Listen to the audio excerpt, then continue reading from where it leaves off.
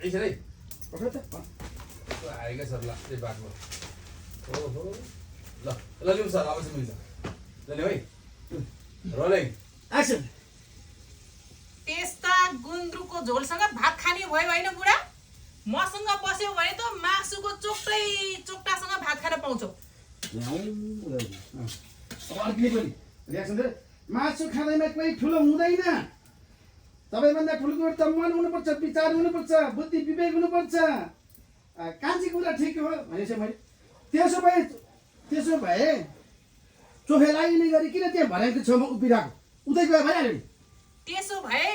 चोखे लाग्ने गरी के भर्याङमा उभिरा उतै गए भइहाल्यो नि ओके यता जेठीले भने कुरो ठिक हो भन्छु म मुसी कहाँ छ र ल लिउँ ल ल रोलिङ सर यता जेठीले भने कुरो ठिकै हो उता अर्किने पनि यस्तो यस्तो जेठीकै गयो भइहाल्यो नि म कहाँ पनि आउनु पर्दैन भने नरिसाऊ न तिमीहरू पनि दुइटै भने यहाँ मलाई हेर नरिसाऊ तिमीहरू हेर तिमीहरू भनेको मेरो दाहिने हात हो तेब्रे हात हो खाली झगडा मात्रै गरेर हुन्छ रियाक्सन है ध्यान यतापट्टि मलाई हेर बरु तिमीहरू दुइटैले मिठो चोखो के पकाएको छ खुसीको मलाई ल्याएर खुवाऊ न अनि त्यो माया प्रेम हुन्छ खै तिम्रो जाने तिमी जेठीले माया गर्छौ गर्दैन भन त भनेपछि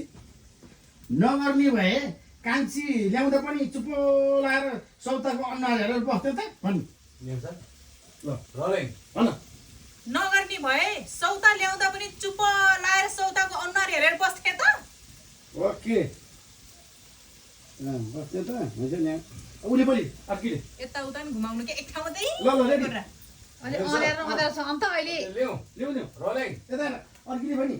हेत्तेरी कान्छी यस्तो यस्तो भने आफ्नो लोग्नेलाई ख्याल नगर्ने है फेरि हेर्नुहोस् यता मैले के भने गर्छ त नि नगर्ने भए घरमा यस्तो कर्कसे सौता हुँदा हुँदै पनि किन यहाँ आउँथे त अब गङ्गाले ओए तँलाई त्यस्तो लाग्छ भने अहिले यतिखेर नै छोडेर जाँदा हुन्छ ओए तँलाई त्यस्तो लाग्छ भने अहिले नै यतिखेर नै छोडेर जाँदा हुन्छ लिउँ सर